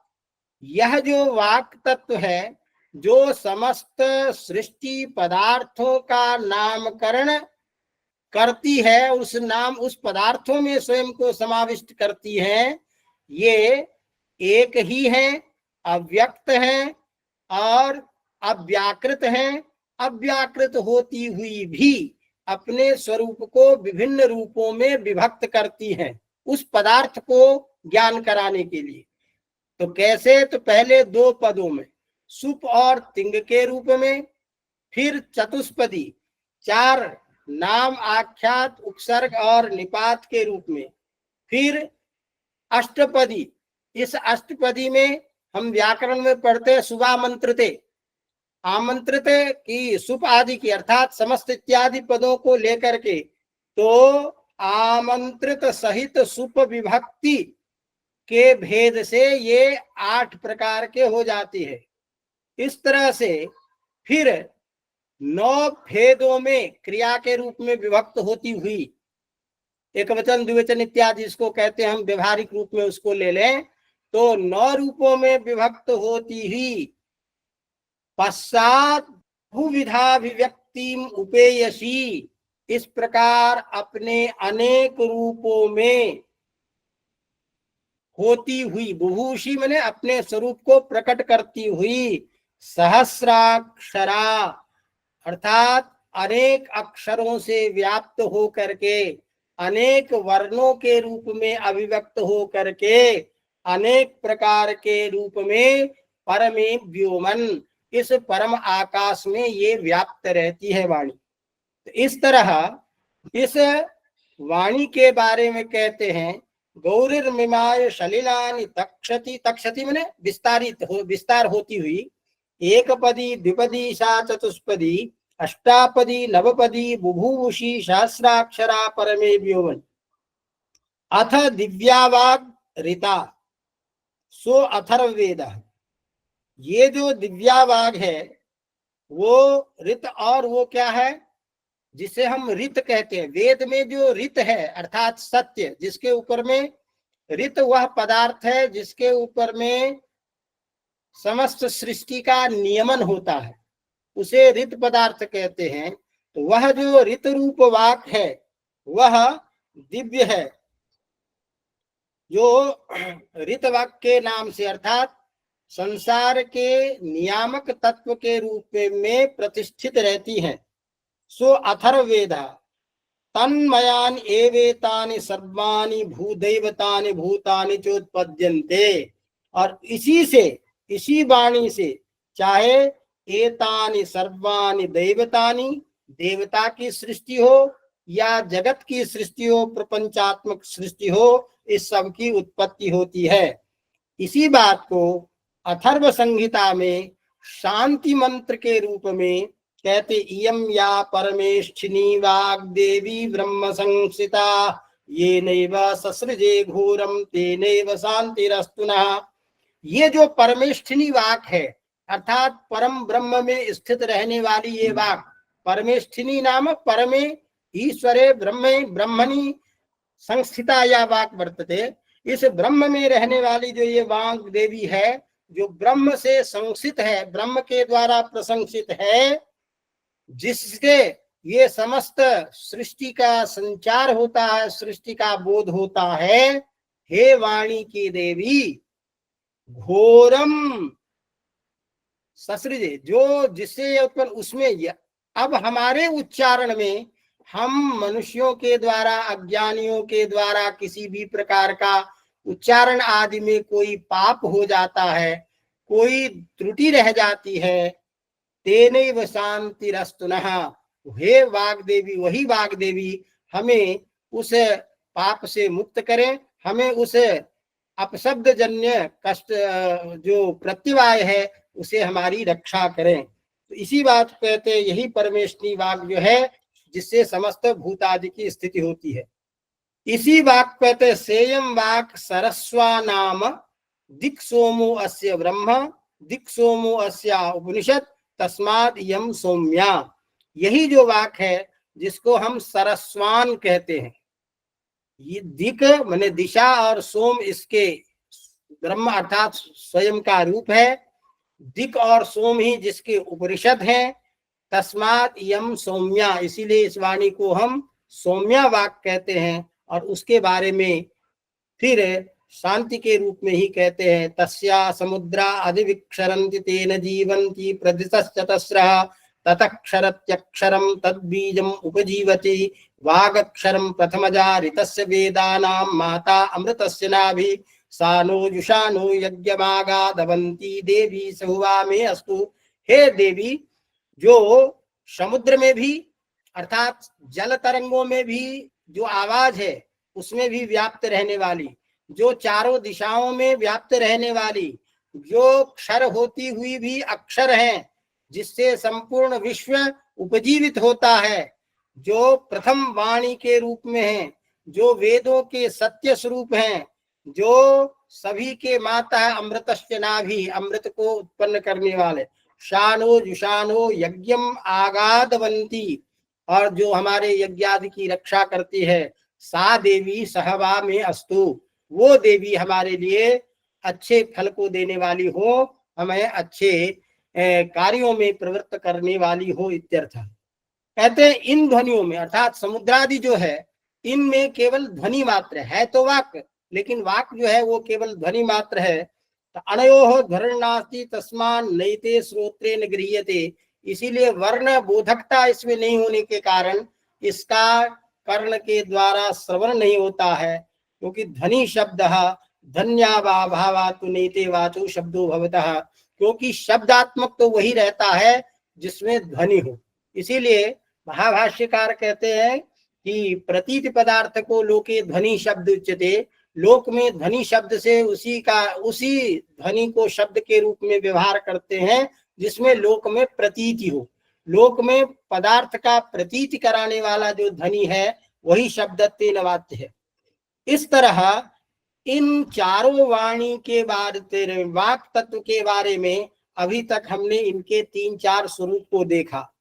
अब कहते हैं कि देखिए, वेद शब्देभ्य एवादो पृथक संस्थास्य निर्ममे इति मनुस्मृति, आपने कहा मनुस्मृति में वेद शब्देभ्य एवादो पृथक संस्थास्य निर्ममे, वेद से ही संपूर्ण स्थिति आदि समय में, आदि काल में, सृष्टि के प्रारंभ में सबकी संस्था, सबकी स्थिति, सबका संस्थान, सबकी प्रतिष्ठापना वेद के द्वारा ही की गई है। इस मनुस्मृति वाक्य में यह जो है शब्द जो है वो औपचारिक समझना चाहिए, लक्षण। अर्थात कहा कि आपने कहा कि इसमें ध्वनि नहीं है तो ये शब्द नहीं है, तो फिर आपने कहा कि फिर शब्द के द्वारा वेद शब्द के लिए कहा वेद शब्देभ्य एव, फिर इसमें शब्द का व्यवहार कैसे होगा, तो कहते हैं ये वेद शब्द जो है औपचारिक है। अर्थात औपचारिक में लक्षणा के द्वारा समझना चाहिए, लाक्षणिक है उसी अर्थ में जो अर्थबोध कराने में समर्थ शब्द है। अब इस बात को, चूंकि ये प्रसंग आ गया कि इसका मतलब अनर्थक भी शब्द होता है, सार्थक भी शब्द होता है, इस प्रसंग प्राप्त को लेकर के अब उसकी व्याख्या करने जाते हैं। श्रोत्र ग्राह्यो ध्वनिर द्विविधा, श्रोत्रेंद्रिय के द्वारा ग्रहण करने योग्य जो ध्वनि है वो 2 प्रकार का होता है, जिसमें शक्ति भावाद अनर्थ का प्रथम, जिसमें अर्थबोधक शक्ति नहीं होने के कारण वह जो ध्वनि है जिसे हम प्रथम ध्वनि के कहते हैं और वो अनर्थक होता है। और वर्ण पद वाक्यादि विभाजित, और ऐसी ध्वनि जिसमें वर्ण का विभाग हो, वाक्य का विभाग हो, तो वर्ण पद वाक्यादि विभाजित, इन सब से विभक्त हुआ जो किसी निश्चित अर्थ को देने वाला होता है वो दूसरा ध्वनि है। इस तरह से ध्वनि के 2 भेद हो गए, अर्थात शब्द के 2 रूप में हो गया, दोनों तो है ध्वन्यात्मक ही, लेकिन एक ऐसे ध्वनि जिसके द्वारा लोक में वर्ण पद इत्यादि के रूप में व्यक्त स्वरूप का बोध नहीं होता है, अर्थ बोध नहीं हो पाता, इसीलिए उसे हम निरर्थक ध्वनि कहते हैं। और दूसरा जिसमें वर्ण पद इत्यादि का विभाग स्पष्ट रूपेण प्रतीति होने से उसे हम सार्थक ध्वनि कहते हैं। इसी बात को लिख करके आगे कहते हैं, ध्वनिर्वर्णः पदम वाक्यम इत्यास्पद चतुष्टयम यस्या सूक्ष्मादि भेदेन वाग्देवीं ताम उपास्महे, अर्थात ध्वनि, वर्ण, पद, वाक्य, ये आस्पद चतुष्टयम, ये 4 आस्पद हैं, स्थान हैं जिनके 4 आधार हैं। अर्थात जिस वाक तत्व के 4 आधार तत्व हैं, स्वरूप बोधकत्वेन, ध्वनि के रूप में, वर्ण के रूप में, पद के रूप में और वाक्य के रूप में ये 4 स्थान कहे गए हैं। 4 स्थानों से युक्त एतत् समुदायावच्छिन्न जो एक वाक तत्व, जिसके सूक्ष्मादि के भेद से, जिसके यस्या सूक्ष्मा, जिसके सूक्ष्म भेद आदि के रूप में हम विभिन्न प्रकार से बोध करते हैं, वह ऐसी जो वाणी की देवी हैं, ताम उपासमहे, हम उनकी उपासना करते हैं। अब ये कहते हैं कि आपने अभी अनर्थक की बात की और सार्थक की बात की।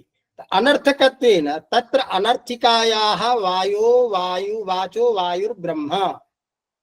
अब ये जब हम वाक्यपदी इत्यादि पढ़ते हैं तो शब्द के विषय में अनेक वहां पक्ष आता है। वायुरेव शब्दः, अनुरेव शब्दः, ज्ञानमेव शब्दः। तो वैयाकरणों का सिद्धांत होता है कि ज्ञान ही शब्द है, वायु शब्द नहीं है। तो तत्तद आचार्यों में लेकिन वायु के द्वारा अविहत जो है वर्ण, उसका विस्तार तो होता ही है। तो वो कैसे होता है, इसीलिए हम कहते हैं कि ये जो प्राणवायु है, यही प्राणवायु शब्द के रूप में अभिव्यक्त होता है तत्त जगह पर। इसीलिए वायुत्वेन उसका बोध वर्ण के रूप में आचार्य करते हैं। तो उस यहाँ कह रहे हैं तत्र अनर्थिकायाः वाचः वायुर्ब्रह्म। अनर्थक जो वाणी है उसका ज्ञान जो है वह वायुत्मक ज्ञान है। वायु इसकी उपनिषद है। तस्मात् इयं वायव्या, इसीलिए ये वाणी जो है वायव्य वाणी, वायु से संबंधित वाणी कही जाती है। गति विहीनापि इयं वाक् वायुव्या आरब्धा वायु प्रतिष्ठा वायुनेवेस्ततो नीयते। यद्यपि ये जो वायु है गति से विहीन है, इसमें क्रियाएं नहीं होती हैं, लेकिन ये वाणी वायु के द्वारा प्रारंभ होती है, वायु के द्वारा प्रतिष्ठित होती है और वायु के द्वारा ही संचरित होती है। तो कहा कैसे, तो नादस्वादास्तेषां विशेषाः वायुनेव उत्पन्नते। कहते हैं नाद, श्वास, घोष, अघोष इत्यादि जो है ये सारे वायु के विकार ही हैं। इसीलिए इन वायु के द्वारा ही इस वाक तत्व की उत्पत्ति होती है। इसीलिए यही जो वाक तत्व है जो वायु के द्वारा प्रेरित होती है, जिसकी आगे चर्चा करेंगे पाणिनि शिक्षा आदि में, आत्मा बुद्ध्या समेत तीर्थान मनोयुंक्ते विवक्षयास इत्यादि। तो इस रूप में जो वर्णों की अभिव्यक्ति दी है वहां वायु को ही आधार माना गया है। उसे कहते हैं कि तत्र अनर्थिकायाः वाचो वायुर्ब्रह्म वायुरुपनिषत् तस्मादियं वाग् वायव्या गतिविहीनापि इयं वाग् वायुव्यारब्धा वायु प्रतिष्ठा वायुनेव ततः ततो नीयते। नाद कैसे कथम नीयते, नाद श्वासादेश एतस्यां विशेषाः वायुनेव उत्पद्यन्ते। यही जो वाक है ये सरस्वती नाम की तृतीया वाक है जो विश्व के लिए उपयोगी, अर्थात समस्त प्राणियों के द्वारा जिसका व्यवहार किया जाता है। और यह जो है इसमें भी जो प्रथम द्वितीय है वो अव्याकृत ही वाणी रहती है।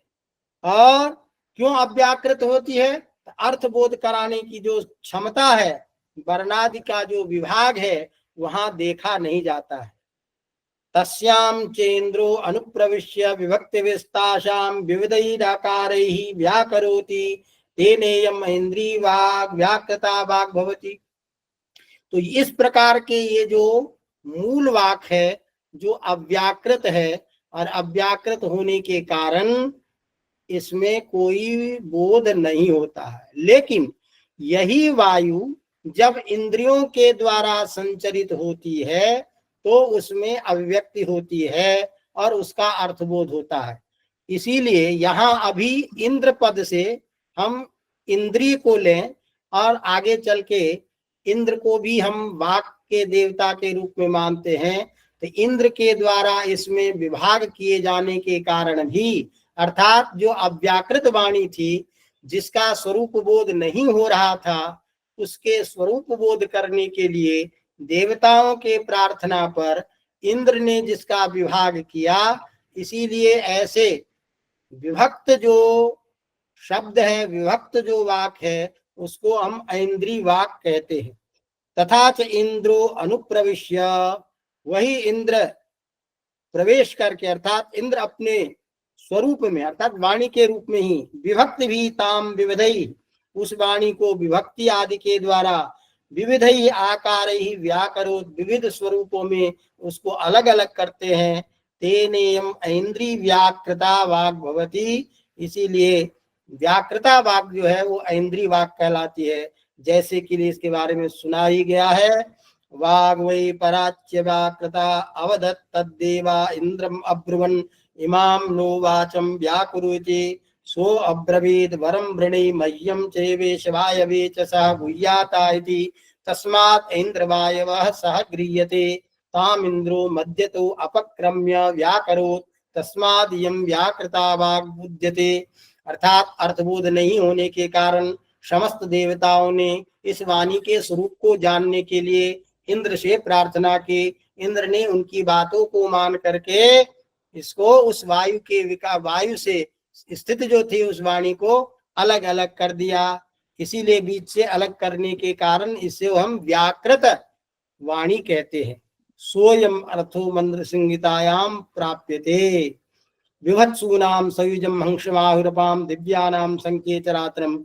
और इस तरह ये मंत्र जो है इसका कहते हैं, इसकी व्याख्या हम अक्षर के प्रकरण में ज्यादा करेंगे।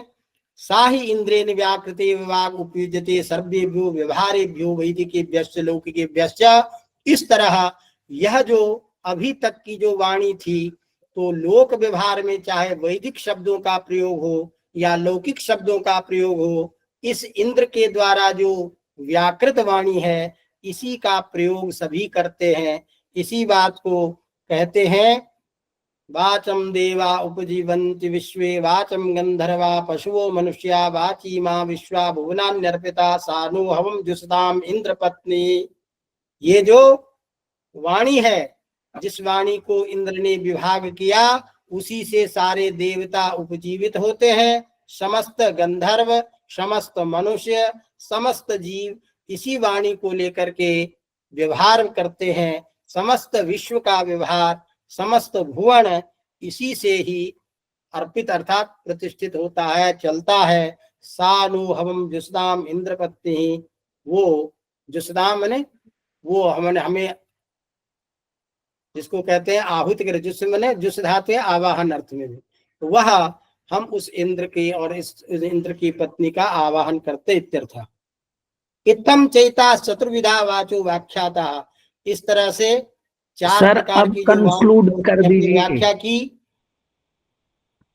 तो इस तरह से अब कुल मिलाकर के यहाँ वाणी के चार रूप में ये चीजें आ गई।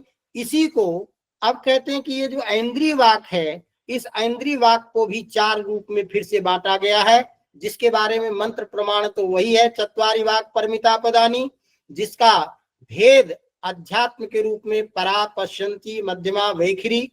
ये जो है ऐन्द्री वाक जो है इसके चार भेद हैं, जो जिसका अध्यात्म रूप में चार रूप से विभाग किया गया और उसका नाम परा पश्यंती मध्यमा वैखरी है।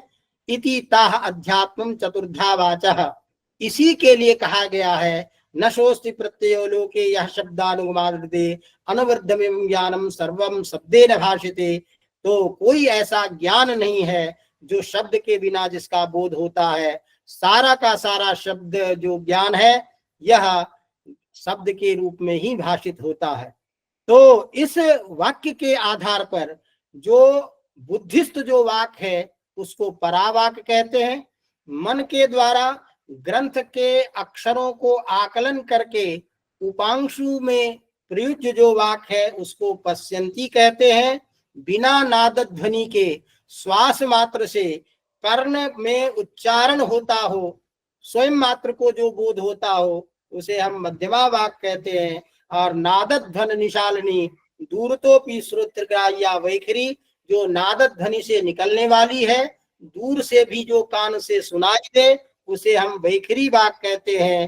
तासु परा पश्यन्ति मध्यमा प्रच्छन्ना, इसीलिए इन चारों में भी परा पश्यन्ति और मध्यमा जो है ये प्रच्छन्न होती है, इसीलिए इसका विशेष रूप से बोध नहीं होता।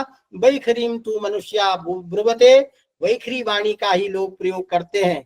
इसी बात को कहा वैखरी शब्द निष्पत्तिर मध्यमा श्रुति गोचरा द्योतितार्थातु पश्यन्ति सूक्ष्मा वाग अनपायिनी। ये सूक्ष्मा वाग जो है अनापायिनी वाक है, जो केवल स्वरूप का बोध कराती है, वो पश्यन्ति वाक्य है।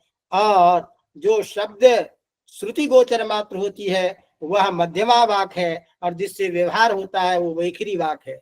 ये जो वैखरी वाक है इसको फिर 4 विभाग करते हैं, और इसका भी मंत्र बोधक यही मंत्र है, चत्वारि वाक् पदानि परमिता विदुर्मनीषिणः। तो अब ये जो वैखरी वाक के जो फिर 4 विभाग करते हैं, वो 4 विभाग के लिए कहते हैं कि इंद्रो हवा ईक्षां चक्रे वायुर्विनो अस्य यज्ञस्य भूयिष्ठ भाग हंतास्मि। तो इस तरह से अब ये 4 वाक कौन है, तो उसके लिए कहते हैं कि सर अब समय बहुत हो गया है, बस अब संपन्न conclude अंतिम करें। अंतिम बस आ गया, बाकी आगे कोई जी। दिक्कत नहीं है। जी। इस तरह वाणी के न केवल अध्यात्म अपितु आधिदैविक आधिभूत वाणी के 4 प्रकार के समस्त तत्वों का निर्वचन इसमें किया गया है। इस तरह मनुष्य के रूप में वाग व्यवहार जो है, उस वाग व्यवहार को पुनः मनुष्य के शरीर आदि के भेद से भी 4 प्रकार से विभक्त कर दिया गया है, जो प्राण, स्वर, वर्ण और ध्वनि, ये 4 प्रकार में विभक्त होकर के अव्यक्त होता है, जिसे पाणिनि शिक्षा में आत्मा बुद्धिया समेत तीर्थान मनोयुंक्ते विवक्षा इत्यादि के द्वारा कहा गया है। तो अत्यंत संक्षेप में, चूंकि वाणी के समस्त प्रकार के भेदों को इसमें कहा। अब आगे का जो वर्ण है वो तो केवल उसके उदात्त अनुदात्त आदि के गुण धर्म जो है, स्थान प्रयत्न के आधार पर जो भेद है, उस भेद का जिसकी चर्चा हम सामान्य अध्ययन अध्यापन में भी करते हैं, तो आगे कोई ऐसी दिक्कत नहीं है।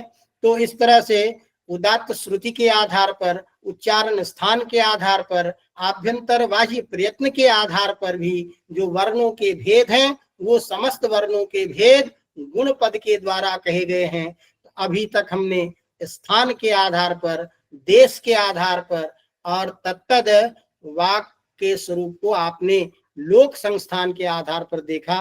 इस तरह से वाणी के समग्र स्वरूप का निर्वचन ओझा जी के इस ग्रंथ में किया गया है। तो जैसा भी है, कुछ उपयोगी हो तो मैं अपने को धन्य समझूंगा, और बाकी कोई ऐसी चीज हो तो उसको यहीं विश्राम दीजिएगा आप लोग भी, और भूल के या छोड़ के ही चले जाएगा। विशेष रूप से आचार्य जी को मैं प्रणाम करता हूँ, हार्दिक आभार और अभिनंदन करता हूँ। आपने मेरे जैसे के लिए भी इस तरह के कार्यक्रम में जो अवसर देने का हमारे ऊपर कृपा करते हैं, इसके लिए भूरि भूरि आपका आभार अभिनंदन, और सभी श्रोताओं को पुनः एक बार आभार प्रदर्शन करते हुए मैं वाणी को विराम देता हूँ। धन्यवाद। बहुत बहुत आभार सर, आपने विस्तार से पूर्ण समय में ग्रंथगत विषयों को उपस्थापित किया। आपके प्रति मैं आभार प्रकट करता हूँ। अब समय है अध्यक्षीय उद्बोधन का, समय अधिक हो गया है, फिर भी आदरणीय सर से निवेदन करता हूँ कि अपने अध्यक्षीय उद्बोधन से हमें उपकृत करने की कृपा करें।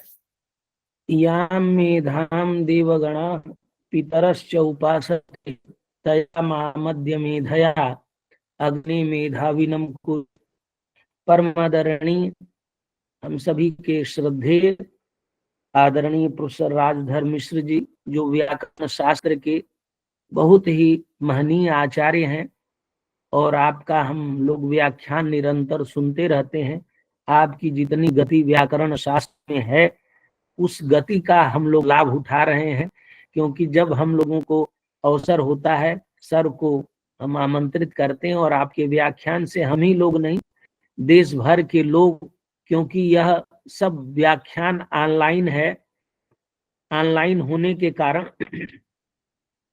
और सब सुरक्षित है, इसलिए सब लोग इसका लाभ उठाते हैं। बहुत ही विस्तार से आपने सभी विषयों का स्पर्श किया और उसको व्याख्यायित किया, हमारे लिए बहुत उपयोगी हुआ है। फिर भी कुछ कहना है, इसलिए संक्षेप में जो सर ने कहा है उसी का पुनः स्मरण कराने के लिए अपनी बात में थोड़े 5 मिनट में समाप्त करता हूं। जैसे सर ने कहा कि गुण परिष्कार का ये जो विषय है, तो गुण है क्या? बताया कि वर्णों में रहने वाले धर्म को हम गुण कहते हैं। और ओझा जी ने लाइन लिखा, ते वर्णाश्च गुणैः कृता इति गुणान वर्णाहितान ब्रूमहे। वर्णों में रहने वाले गुणों का हम व्याख्यान करेंगे। और ये वर्ण वाक के ही भेद हैं। तो वाक से उन्होंने बात शुरू की कि वाक क्या है, और वही एक मंत्र है, चत्वारि वाक परमिता पदानि। उसी की इस ग्रंथ में अनेक व्याख्या उन्होंने की। इस वाक्य को स्थान के आधार पर, भेद के आधार पर, उसकी विद्यमानता के आधार पर एक अच्छा स्वरूप प्रस्तुत किया कि वाचस्पत्य स्थान पर में परावाक रहती है, उसी को वेकुरा भी कहते हैं। और स्वयंभू मंडल परमाकाश में रहती है। दूसरी जो वाक है उसको ब्राह्मणस्पत्यम स्थान में रहती है, पश्यंती उसका नाम है, उसको ब्रह्मण्या कहते हैं। और वो पारमेष्ठ मंडल के महासमुद्र में रहती है। दूसरा जो है उसको ऐन्द्री कहते हैं, ऐन्द्र कहते हैं। और मध्यमा उसका नाम है, उसको गौरविता भी कहते हैं। और सौर्य मंडल महाब्रह्मांड में वो रहती है। चौथी जो वाक है उसको भौम स्थान है, बैखरी उसका नाम है, उसको आम्भृणी वाक भी कहते हैं। और वह पार्थिव मंडल में, भौम मंडल में और चांद्र मंडल में रहती है। इस प्रकार से वाक के ये 4 स्वरूप वहां दिखाए। फिर उन्होंने कहा कि यह वाक 4 प्रकार की होती। इसको और तरीके से कहें तो कहा उसका नाम क्या है? तो कहा अमृता वाक है, दिव्या वाक है, वायव्या वाक है और ऐन्द्री वाक है। ये 4 प्रकार की वाक है, वाणी है। तो अमृता वाक क्या है? तो उन्होंने कहा मनः प्राण गर्भिता सत्या वाक अमृता। और वह क्या है? वेदा ही ऋक यजु ऋक यजुषाम ऋक साम यजुंसी वाक ततः सर्वमिदं प्रजायते। इस अमृता वाक से सर्वमिदं प्रजायते, तत्र प्रतिष्ठति तत्र संतिष्ठते। और वह सेयम वाक आकाशो नाम। इसको सत्या कहा, अमृता कहा। दूसरा वाक है दिव्या, उसको कहा दिव्या वाक अमृता सोथर्व वेद। दिव्या वाक भी अमृता है, वह अथर्ववेद उसका स्वरूप है। और फिर मंत्र के द्वारा उसको दिव्या वाक को समझाते हैं। तीसरा इसी वाक से उन्होंने कहा कि जैसे एक मंत्र है, वेद शब्देभ्य एवादौ पृथक संस्थाश्च निर्मिमे। तो उन्होंने कहा वेद शब्द क्या है? ये मनुस्मृति का श्लोक है, तो उसकी व्याख्यान बड़ा अच्छे उन्होंने कहा, मनुस्मृति वाक्ये शब्द पदम औपचारिकम बोध्यम अशब्दात्मिकाया एव तु अमृतायाः वेदवाचः सृष्टि हेतुत्वात्। जो वेद है वो अमृता है, वो अशब्दात्मिका है, इसीलिए वह सृष्टि का हेतु है। और फिर श्रौत्र ग्राह्य शब्द द्विविध, ये सब बात बताते हुए उसके 5 वाक देवी का स्वरूप बताया कि ध्वनि वर्णा पदम वाक्यम इत्यास्पद चतुष्टयम यस्या सूक्ष्मादि भेदेन वाग देवीम ताम उपासमहे।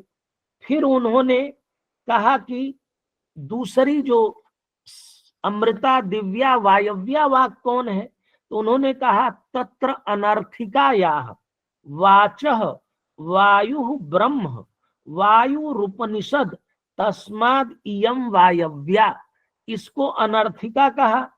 और दूसरे को उन्होंने कहा जो ऐन्द्रिय है उसको कहा उन्होंने अर्थ निबंधनस्य वर्णादि विभागस्य तत्र अदृष्टत्वात् तस्यां चैन्द्रो अनुप्रविश्य विभक्तिभिस्तां विविधैः आकारैः व्याकरोति तेनेदम इयम ऐन्द्रिय व्याकृता वाक् भवति। इस प्रकार से उन्होंने चार भेद किए, अमृता दिव्या वायव्या और ऐन्द्रिय वाक करके इसको उन्होंने उदाहृत किया। फिर उन्होंने कहा कि वाक चार प्रकार की होती है, जिसको हम परापश्यंती मध्यमा वैखरी कहते हैं। तो उसका भी उन्होंने स्वरूप बताया कि नाद ध्वनिशालिनी दूरतोपि श्रौत ग्राह्या वैखरी। पहले उन्होंने कहा कि बुद्धिस्था वाक परा और मनसा ग्रंथाक्षर अनाकलनतया उपाम सुवाक पश्यन्ति और विनैव नाद ध्वनि श्वास मात्रेण कर्णम उच्चार्यमाणा वाक मध्यमा और नाद ध्वनि शालिनी दूरतोपि श्रौत ग्राह्या वैखरी तासु परा पश्यन्ति मध्यमा प्रच्छन्ना न विशिष्य अवगम्यन्ते वैखरीं तु मनुष्या ब्रुवते। और फिर उन्होंने एक कारिका दी, वैखरी शब्द निष्पत्तिर मध्यमा श्रुति गोचरा द्योतितार्था तु पश्यन्ति सूक्ष्मा वागन पायिनी। इस प्रकार से इन्होंने उसकी व्याख्या की। फिर उन्होंने कहा, सबकी व्याख्या कर रहे हैं, चार चार विभाग कर रहे हैं। वैखरी वाक भी चार प्रकार की, वैखरी वाक के चार भेद किए। उन्होंने कहा प्राण, स्वर, वर्ण और ध्वनि इत्येवं तावत् मनुष्याः मनुष्यवाचः चत्वारि पदानि। ये जो वैखरी मनुष्य वाक है, इसके भी चार भेद होते हैं, प्राण, स्वर, वर्ण, ध्वनि। इसी को आत्मा बुद्ध्या समित्यर्थान इस कारिका के द्वारा फिर समझाए हैं। फिर उन्होंने कहा है कि ये जो वाक है, ये चतुष्टयी जो वाक है वो चार प्रकार की है, वर्ण, अक्षर, पद और वाक्य। फिर वर्ण भी चार प्रकार के हैं। वर्ण को उन्होंने कहा, ये उसका चातुर्विध्य उन्होंने बताया। कैसे चातुर्विध्य बताया कि अस्पृष्ट पद का पहले बताया, फिर वर्ण का बताया, वर्ण का पहले बताया, स्पृष्ट, ईषद स्पृष्ट, स्पृष्ट और अर्ध स्पृष्ट भेदात। फिर वर्ण चार प्रकार के होते। ये अद्भुत है उनका वर्णन कि वर्ण चार प्रकार के कैसे होते हैं। पूर्वा परो भय विध व्यापार शून्यम प्रथमम, जैसे अ। पृष्ठ व्यापार विशिष्टम पुरतो व्यापार शून्यम द्वितीयम स्म। और पृष्ठ व्यापार शून्यम पुरतो व्यापार विशिष्टम तृतीयम उक। और उभयतो व्यापार विशिष्टम चतुर्थम वामिति। इस प्रकार से फिर उन्होंने पद के चार भेद किए। नाम आख्यात उपसर्ग निपात भेदात भगवान पतंजलि परे त्वाहु। कुछ लोगों ने कहा कि उपसर्ग पद नहीं है। इस प्रकार इस बात को कहने के पश्चात फिर उन्होंने तस्मात् आख्यात निपातेभ्यो अतिरिक्ताम विभक्त्यर्थ गर्भितत्वात् विभक्त्योग्यानाम स्वरादि शब्दानाम चतुर्थत्वम द्रष्टव्यम। इस प्रकार से उन्होंने फिर एक जो वाक्य 4 प्रकार के होते हैं उसका भी वर्णन किया कि ध्वनि 4, वर्ण 4, वाक्य पद 4 और वाक्य 4। वाक्य 4 क्या है? तो उन्होंने कहा वाक्यम अपि एवं महदुक्थ प्रकारेण पुनश्चतुष्पादम एतद आरण्यके श्रूयते मितम अमितम स्वरः सत्यानृते इति चत्वारि वाक्यानि। तो कहा ऋक क्या, मितम क्या है? तो ऋक गाथा कुंभ्या तन्मितम, यजुः निगदो वृथा वाक् तद अमितम, सामाथो यह कश्च गेष्णः सस्वरः ओमिति सत्य नित्य अनृतम। तो इस प्रकार से वाक्य के भी गुरु सर ने इतना विशिष्टता के साथ सारा बताया। मैं केवल उसी का पुनः कथन कर रहा हूं कि किस प्रकार से ओझा जी ने चत्वारि वाक्य का विश्लेषण किया, जिनको वैखरी के जो 4 भेद किए, उस वैखरी के प्रत्येक चारों भेदों का भी उन्होंने 4 भेद दिखा करके एक विशिष्ट प्रतिपादन किया है। उसके पश्चात स्थानतः वर्ण भेद, मुख्य स्थानतः वर्ण भेद, कालतः वर्ण भेद, आभ्यंतर प्रयत्न तो वर्ण भेद, बाह्य प्रयत्न तो वर्ण भेद और संध्यक्षराणाम स्थान प्रयत्नाभ्याम वर्ण भेद। इस प्रकार से यह संपूर्ण प्रकरण जो ये प्रक्रम है, यह प्रक्रम गुण परिष्कार के रूप में आया। और हमारा सौभाग्य है कि यह सब विषय हम लोग एक परिनिष्ठित आचार्य, विशेषज्ञ आचार्य से हम लोगों ने सुना है। ये हम सभी लोगों का सौभाग्य है। इसलिए मैं आदरणीय प्रोफेसर मिश्रा जी के चरणों में सादर प्रणाम करते हुए उनके प्रति कृतज्ञता ज्ञापित करता हूं। बहुत बहुत धन्यवाद। इस कार्यक्रम में हमारे श्री शंकर शिक्षायतन के अनुरोध को स्वीकार करके आदरणीय मिश्र जी आए। मैं आपका बहुत बहुत आभार प्रकट करता हूं। आपका व्याख्यान अत्यंत ही सारगर्भित एवं तथ्यात्मक था। आदरणीय सर के प्रति, आज के कार्यक्रम का अध्यक्षता की है सर ने, सर के प्रति मैं आभार प्रकट करता हूं। और आप सभी विद्वजनों के प्रति मैं आभार प्रकट करता हूं। सभी लोग इतने देर से जुड़े हुए हैं, आप सभी के प्रति मैं हार्दिक आत्मीय आभार प्रकट करता हूं। यह कार्यक्रम पुनः कल होगा, जिसका विषय होगा अक्षर निर्देश।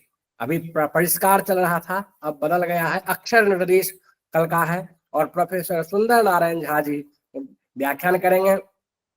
आप सभी को इसी लिंक पर जुड़ना है। इसी उत्साह के साथ आप लोगों के साथ फिर मैं कल मिलूंगा। इन्हीं शब्दों के साथ मैं इस कार्यक्रम को पूर्ण करता हूँ। ओम सर्वे भवन्तु सुखिनः, सर्वे सन्तु निरामयाः, सर्वे सर्वे भद्राणि पश्यन्तु मा